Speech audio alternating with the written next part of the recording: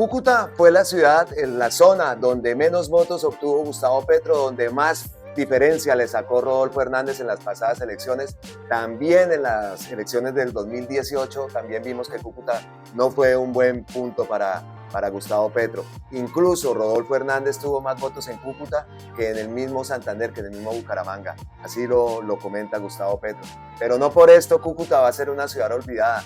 Cúcuta siempre ha sido una parte activa y va a ser una parte activa. Cúcuta, la frontera, toda esta zona para Gustavo Petro, para el gobierno del cambio. Se abrió la frontera, pero desafortunadamente las mercancías siguen pasando por la trocha. Esto no puede ocurrir, esa economía subterránea no viene bien para la región y eso es lo que tiene a Cúcuta en la situación en que está actualmente y que va a salir, que esperamos que salga porque seguro que sí, pero tiene que haber colaboración de todos. Gustavo Petro hace una denuncia y hace una orden directa de que las trochas se tienen que cerrar, que con Maduro toca hablar, pues toca hablar con Maduro. Lo invita también a que haga parte de esa organización internacional, interamericana, para que sea parte de ese organismo, que Venezuela sea parte de ese organismo que lo defendió y que hoy, gracias a ese organismo, Gustavo Petro no fue inhabilitado por 15 años o quién sabe cuánto, como eran los que quería allá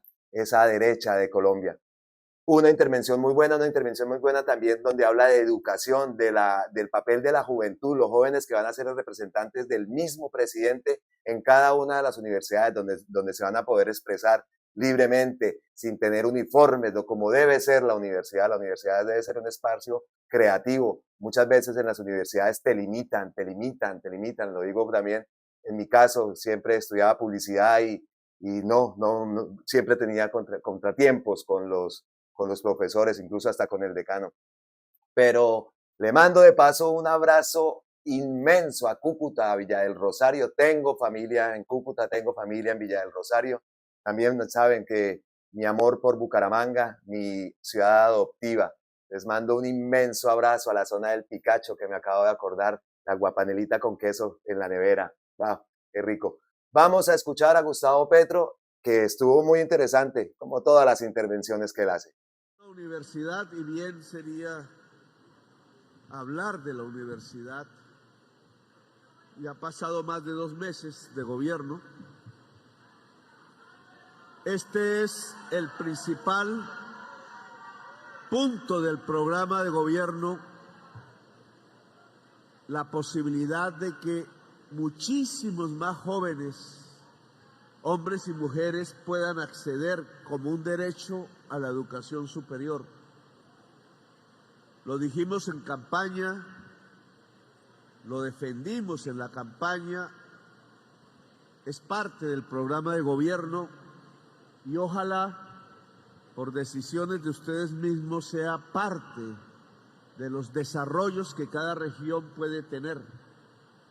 No es posible un territorio próspero, democrático, pacífico, si no hay un crecimiento del conocimiento de la sociedad en general. Y la sociedad del conocimiento, como se le denomina, no es posible si la institución clave, las instituciones de la educación no se desarrollan, no se expanden, no aumentan en calidad y no logran que toda la juventud y la niñez puedan ser copartícipes del proceso de la educación. No sería este un gobierno del cambio si no logramos efectivamente una transformación de la universidad, tanto en cantidad como en calidad.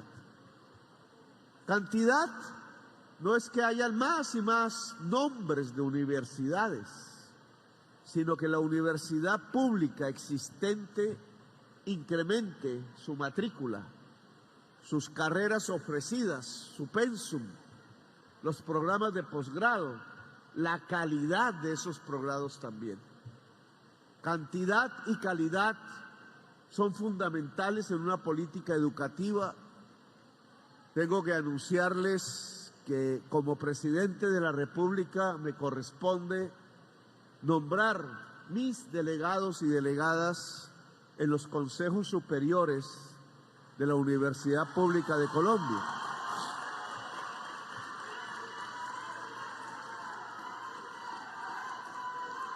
Para esta universidad, Francisco de Paula Santander, he escogido una persona. Se llama Carlos Bolívar.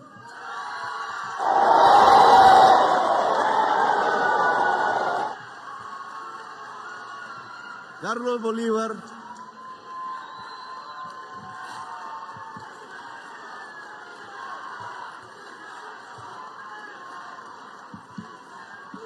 es el joven delegado al Consejo Superior de la Universidad en mi nombre y en mi representación. Me decían esta mañana, oiga, y en el conjunto de personas que que se van a designar como miembros de los consejos superiores de todas las universidades públicas del país, ¿por qué todos o casi todos son jóvenes? Pues esa es una decisión del presidente, que mis delegados en los consejos superiores sean la juventud de Colombia. Indudablemente trae sus peligros, trae sus aspectos positivos, la cooptación que la he visto incluso sobre la misma juventud para que las universidades terminen en las mismas dinámicas muchísimas veces autoritarias y represivas, como que me tocó a mí en el Congreso mismo de la República hacer debates sobre la paramilitarización de la universidad pública, que incluso contó, después de la sangre y del fuego, con apoyos de sectores sociales y juveniles. Hoy se trata de que esta cantidad de personas, estamos hablando casi de centenares, de jóvenes, hombres y mujeres, que van a tener la responsabilidad de codirigir la universidad pública, tengan una línea exacta, tengan unos criterios, unos valores de qué es lo que queremos hacer. Lo que queremos hacer es democratizar la educación pública en Colombia.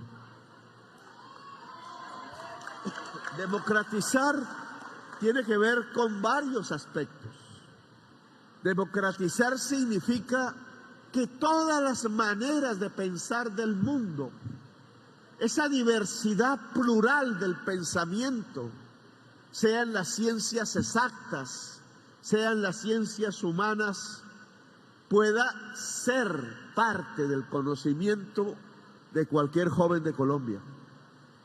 Democratizar es que no nos enseñen solo una cosa y una manera de pensar, sino, como indica la palabra universidad, universal, pueda llegar el gran arco iris del pensamiento universal humano. En cualquier tipo de ciencias, porque cualquier tipo de ciencias está bajo la égida de la crítica en el mundo, bajo la égida que no existe pensamiento exacto, que todo se puede cuestionar, que todo puede recomenzar o comenzar, que el pensamiento humano es una aventura que está asignada por una palabra hermosa que se llama libertad. La libertad en la universidad es imprescindible. No se puede uniformar al estudiante, a la estudiante.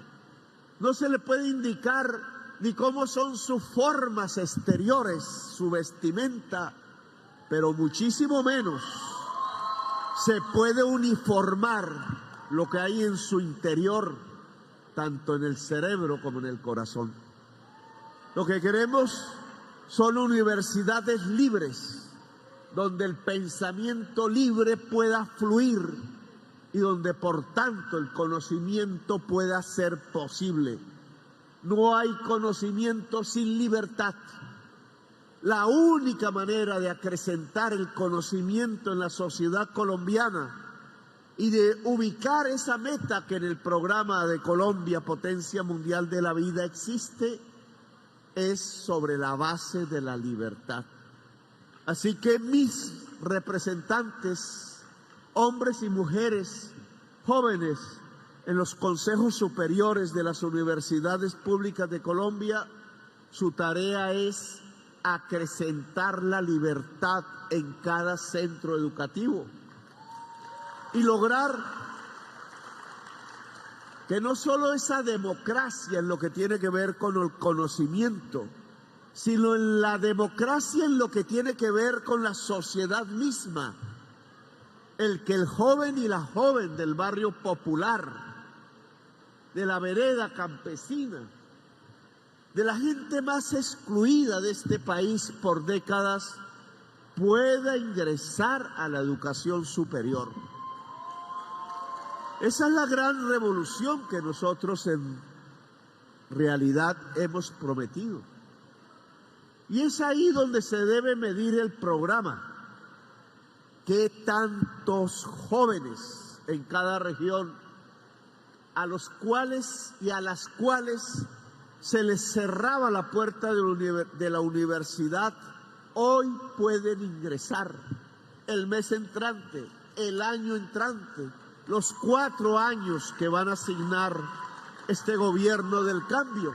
Es ahí donde yo quiero mirar si avanzamos, si fracasamos. No es en el precio del dólar exactamente, no es en la magnitud de la codicia exactamente, no es en la magnitud de la corrupción que crece o que debemos nosotros detener, es en la cantidad de jóvenes que puedan acceder a la educación, al conocimiento, en donde podremos tener la variable de impacto que mida si una región progresa, si una región se estanca o si una región retrocede. Indudablemente las regiones de Colombia en donde se mata, se asesina, se encarcela a su juventud, no tienen futuro, están retrocediendo. Lo que queremos aquí es que el norte de Santander avance.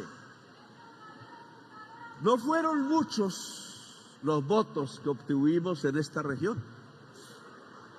De hecho, en el departamento del norte de Santander fue donde más distancia, más que en Santander, nos tomó nuestro contrincante, hoy el amigo Rodolfo Hernández.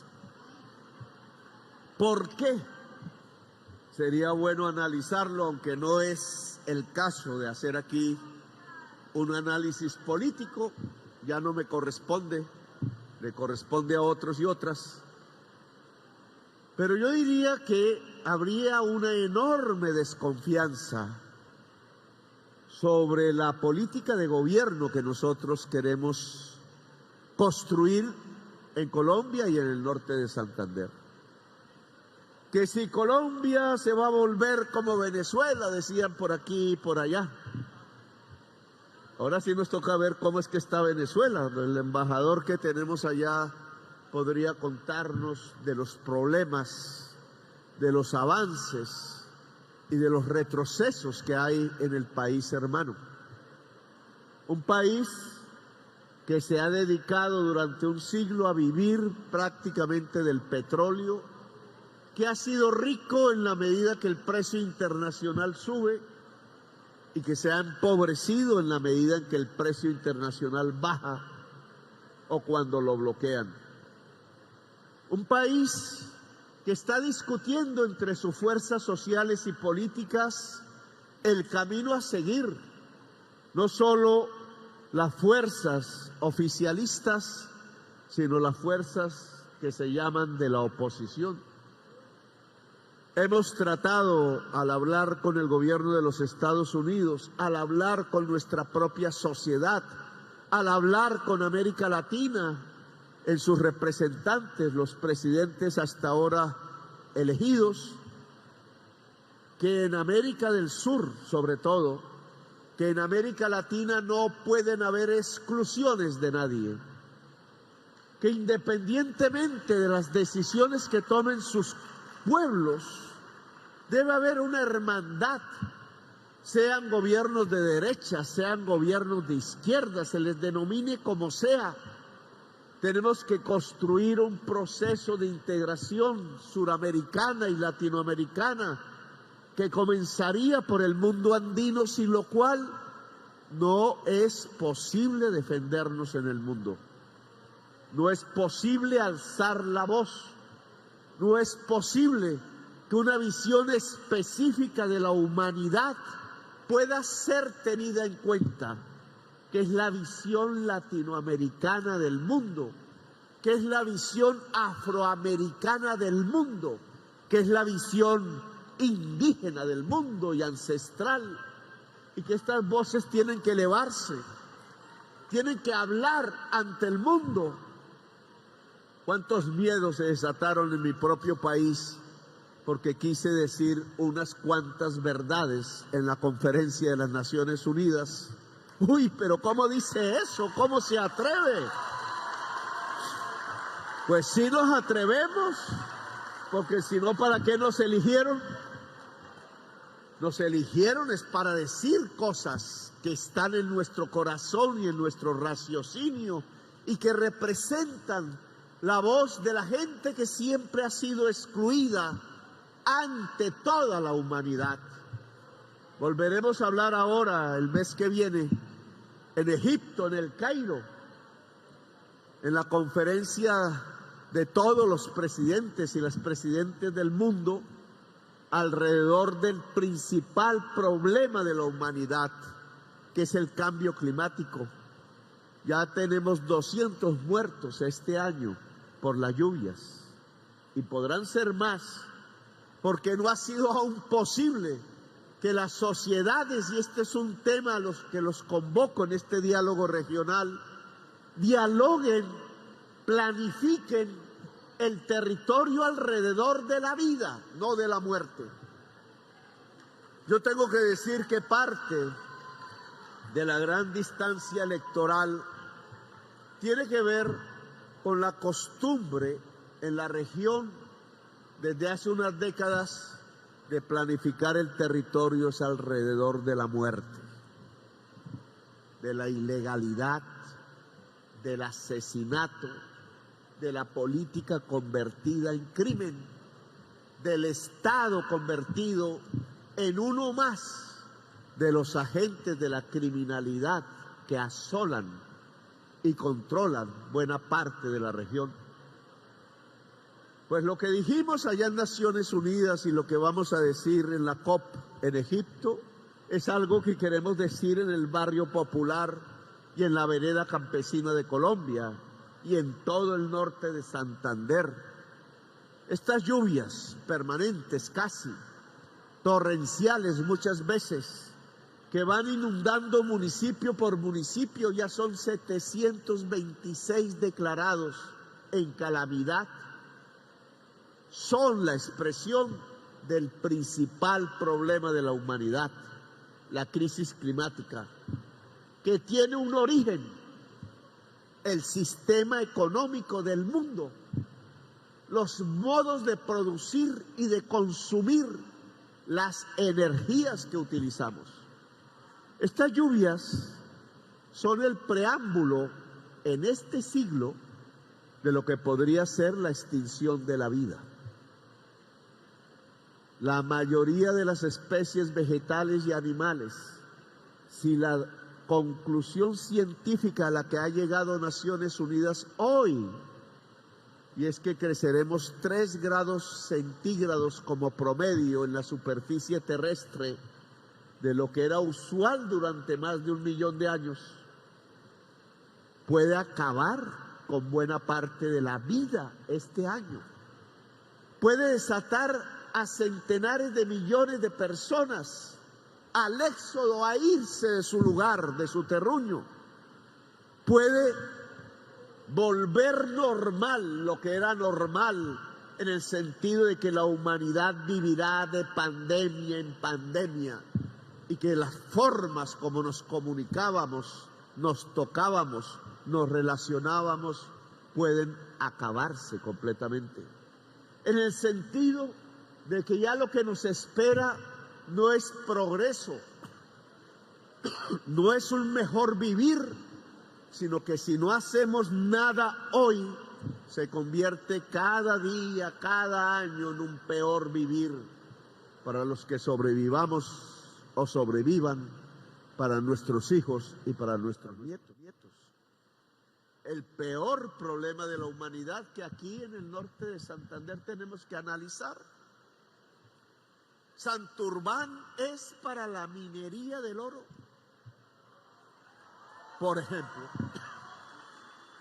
yo quiero que la población, tanto santanderiana como norte santanderiana, tome una decisión. En nuestro programa, la decisión es que Santurbán no es solo el páramo, es el agua. Y ese agua, desde que nace allá, a través del frailejón, que algunos congresistas consideran satánico hoy, se vuelva agua potable para la vida humana en las grandes ciudades de la región y en los municipios. Y que por tanto en el recorrido de ese agua hasta que llegue a los acueductos no puede haber explotación minera. La lucha que dieron norte santanderianos y santanderianos por proteger ese símbolo del agua hoy está fracasando. Y no porque la minera árabe de la que se hablaba esté explotando o tenga permiso, sino porque se desató una fiebre del oro en la misma sociedad santanderiana y norte santanderiana. No son los árabes, ahora somos nosotros mismos que por el precio elevado del oro, entonces en masa van a cavar túneles, a echar mercurio. ¿Cuánto mercurio hoy hay en las aguas que llegan al acueducto de Bucaramanga y a las aguas que llegan a muchos municipios del norte de Santander? Más que nunca. Luego, la lucha por defender el páramo de la empresa minera en el pasado gobierno no ha triunfado, está a punto de fracasar, y no en manos de los árabes, sino en manos de los mismos santanderianos y norte santanderianos. Estos diálogos regionales son para definir entonces qué hacemos, porque si le vamos a echar al mercurio que nosotros mismos nos vamos a tomar allá en las grandes ciudades, pues no es el progreso lo que viene, no es la salud lo que viene, no es la paz lo que viene. Tenemos que tomar decisiones sobre la región. La región es para la ilegalidad o la región es para el trabajo. La región es para las mafias de la política contaminada de narcotráfico y cocaína, o la región es para el conocimiento. No se juntan ambos. ¿Escogemos un camino o escogemos el otro? Ya las estadísticas dicen que en el gobierno de Duque, pero podría ser también en nuestro gobierno, las zonas de mayor producción de cocaína no están en Tumaco, sino que están en el norte de Santander, en Tibú particularmente, arrancando la selva del Catatumbo. Hemos hecho unas propuestas, queremos que sean debatidas en la sociedad misma del norte de Santander. Queremos que el cultivador de hoja de coca no se considere un criminal, sino queremos que pueda con el Estado participar de la reforma agraria y producir alimentos, que les paguemos por ello. Queremos que el campesinado del Catatumbo y del resto del norte de Santander tenga un puesto de dignidad en la sociedad. Queremos industrializar en manos de los mismos campesinos y campesinas la producción de alimentos. Queremos abrir la frontera no para que los camiones pasen por la trocha y le paguen el ají a las fuerzas estatales de uno y otro lado, contrabandeando, sino que queremos que pasen por el puente. Nosotros abrimos la frontera. Ojo, la frontera abierta podría ser una posibilidad de prosperidad. Pero al cabo de un mes, por allí solo han pasado $2,5 millones en productos para aquí y para allá. ¿Y el resto de los productos por dónde está pasando? O sea, abrimos el puente, nos dimos la pela, corrimos el costo político y la economía sigue pasando por la trocha, porque allí uniformados, funcionarios de allá y de acá están cobrando la comisión. Y así vamos a construir la paz, así vamos a construir la prosperidad. Señor ministro del Comercio, esas trochas se cierran porque se cierran. Aquí vamos es a otro camino, no que a unos vivos de aquí y de allá se le llenen los bolsillos y se enriquezcan. Aquí vamos es al camino a que el pueblo trabajador pueda tener un buen ingreso a partir de que crezcan las industrias de aquí y de allá, de que nuestra gente pueda hacer bocadillo, como en campaña dormía ya en una de sus fincas paneleras, y que esa panela y esa guayaba y ese bocadillo y esas confecciones y esos camisas y pantalones puedan fluir legalmente y enriquecer, sí, al pueblo, pero no al vivo. No abrimos ese puente para que los vivos en las trochas se enriquezcan. Así que vamos a hacer cambios de este lado. Y voy a solicitar cambios de ese lado. ¿Que va a hablar con Maduro? Pues sí, tocó hablar con Maduro. Porque esta frontera es para la gente, no para las mafias. Y siendo de la gente, esta frontera, estoy convencido de que el norte de Santander tiene una perspectiva productiva en sus campos y en sus ciudades, y que si a esa perspectiva productiva le juntamos el conocimiento, la ampliación de estas universidades, el lograr que la frontera no sea simplemente un paso de comerciantes, sino sea además un paso del conocimiento, entonces aquí tendremos prosperidad, aquí derrotaremos la pobreza, aquí derrotaremos la desilusión. Así que nos toca ponernos las pilas. Yo he invitado al presidente del país vecino que reingrese su país al sistema interamericano de derechos humanos. Le he dicho, mire, yo soy presidente porque el sistema interamericano de derechos humanos me defendió. Porque de lo contrario, aquí el fascismo me hubiera quitado mis derechos políticos, me había ya inhabilitado por 15 años, es decir, ya viejito, podría ver si la gente joven me volvía presidente. Todavía digo que soy relativamente joven, pero cada vez digo menos esa frase.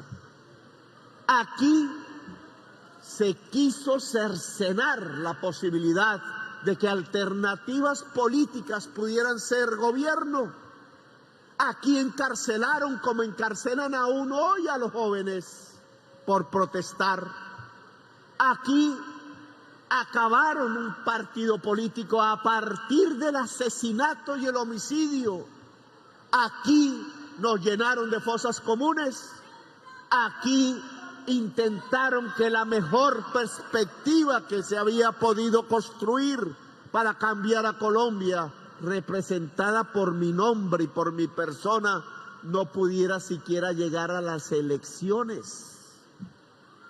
Y unos jueces, unos magistrados, surgidos de un tratado internacional que Colombia firmó en 1972, el Sistema Interamericano de Derechos Humanos, la Comisión y la Corte Interamericana de Derechos Humanos, una en Washington, otra en San José de Costa Rica, vinieron a defender los derechos humanos que por todos lados se quebraban para millones de colombianos, y defendieron mi derecho a la participación política, y por eso, y gracias al pueblo, soy presidente.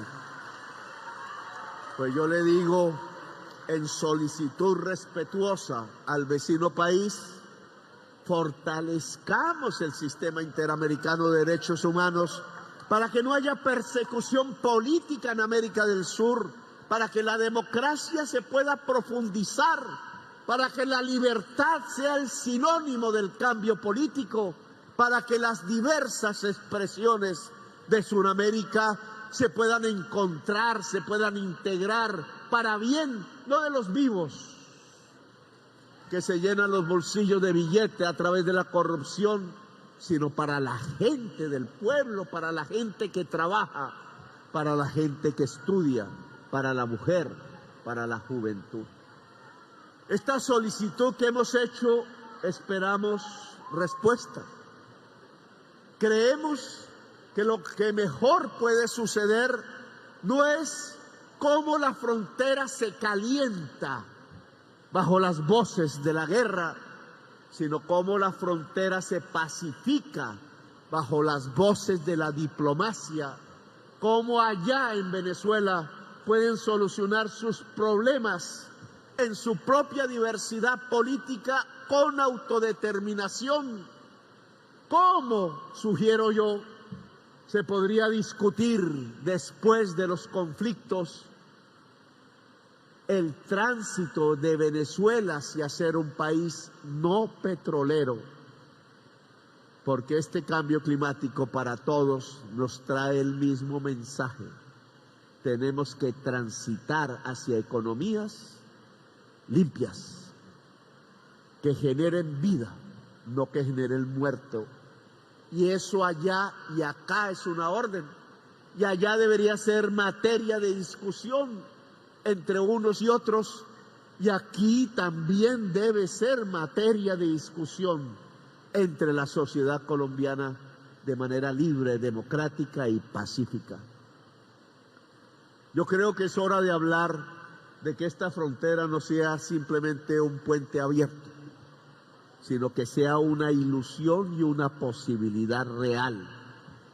Y a ese diálogo invito a todo el pueblo del norte de Santander, a cómo las posibilidades que tenemos, nuestras tierras, nuestra selva, nuestra biodiversidad, nuestras culturas humanas, nuestro conocimiento, puedan ser las palancas fundamentales para construir una sociedad próspera y democrática en el norte de Santander, una sociedad sin miedo, una sociedad libre. Ese es el mensaje del gobierno del cambio. Ahora ustedes procederán en las mesas a trabajar, esperaremos conclusiones. Las elecciones ya son el pasado. Aquí el presidente de la República gobierna para todas y para todos, tanto los que votaron por mí como los que no votaron por mí. Yo quiero que construyamos el cambio en concreto en las posibilidades del norte de Santander, tanto en el trabajo como en el conocimiento, las posibilidades de toda Colombia para convertirse en realidad de manera inocultable, tajante, contundente, en una potencia mundial de la vida. Gracias, muy amables. Palabras que seguro llenan de ilusión a la gente de Cúcuta, a la gente de la frontera, pero esperamos que estas palabras no solo se queden en eso, en palabras, que vayan a la acción, que las conclusiones que se saquen en ese diálogo vinculante que se estaba instalando en ese momento sean verdaderas, sean ejecutables y que le den a Cúcuta que sea esa ciudad próspera, esa ciudad como lo fue anteriormente, que la frontera fluya, no como está pasando y como estaba denunciando Gustavo Petro, que siguen pasando por el puente. ¿Cómo es esto que a un solo mes de la apertura de la frontera colombo-venezolana, por el puente internacional solo han pasado 2.5 millones de dólares? La economía sigue pasando por la trocha porque allí uniformados, funcionarios de allá y de acá, siguen cobrando la comisión. Esto no puede ser. ¿Para qué se abrió la frontera? Eso, gente de Cúcuta, tenemos que ponernos firmes a que eso deje de ocurrir. Y firme también la orden del gobierno de Gustavo Petro, que se cierren esas trochas, por fin, a ver si se acaba ese flagelo de las trochas y todo lo que pasa en esas trochas donde hay, bueno, ya sabemos todo lo que pasa, no digo todo porque tengo que cumplir las políticas de YouTube. También destacamos el nombramiento de Carlos Bolívar, un joven que ha estado luchando por su universidad. Llevaba 14 días en huelga de hambre y Gustavo Petro llega y lo nombra representante de la misma presidencia para esa universidad. Muy bien, muy buen dato, se lo merecía y es un chico que siempre lucha por su universidad. Dice, con gran esfuerzo durante 2 meses estuvimos haciendo la tarea, estas son palabras de Carlos Bolívar. Hoy anuncio que levanto mi huelga de hambre de 14 días en el campus universitario. Empieza un gran trabajo, una gran tarea por nuestra alma mater y lo que representa la universidad hacia el departamento, puntualizó. Claro, esta universidad, gente de Ocaña, gente del Catatumbo, gente de Convención, conozco Convención, el pueblito amado. Qué lástima que mi pueblito esté también agobiado por todo eso que siempre también ha pasado en Convención, un pueblo maravilloso, un pueblo que es en su vida. Nunca se me olvidará Convención. Un saludo para Convención, si hay alguien allá, de allá era mi madre, en el cielo esté. Entonces esperamos que esta decisión de haber nombrado a Carlos Bolívar sirva para que, como él mismo lo hace, un llamado a toda la comunidad educativa, depositar la voluntad democrática en la consulta que se hará para elegir a un nuevo rector. A ver si ya no se elige un rector a pupitrazo o con torcidos, digámoslo así, porque siempre ha pasado eso y eso es lo que más defiende Carlos Bolívar, la consulta para que se elija un nuevo rector, un rector que les dé garantías, que les dé libertad. La libertad no es hacer lo que se le da la gana, sino libertad de expresión, libertad en sus facultades, como lo dijo Gustavo Petro. No puede haber un conocimiento máximo si te están cohibiendo de llegar a tu punto máximo de creatividad o llamémoslo así, sí, a tu punto máximo de creatividad. No puedes aportar lo máximo tuyo como estudiante porque siempre hay cohibiciones y en las universidades pasa mucho. Entonces esperamos que esto se cumpla, que Cúcuta salga de esa ola de violencia y de pobreza que está y que vamos a salir adelante. Desde aquí les envío otra vez un abrazo fuerte, las mayores energías y cuando esté en Colombia yo quiero ir a Cúcuta, a mi Villa del Rosario, claro que sí, a visitar a la tía. Un abrazo ancestral desde la distancia, como siempre. Gracias, gracias, gracias. Nos vemos en un próximo video. Esta es Colombia con C de cambio.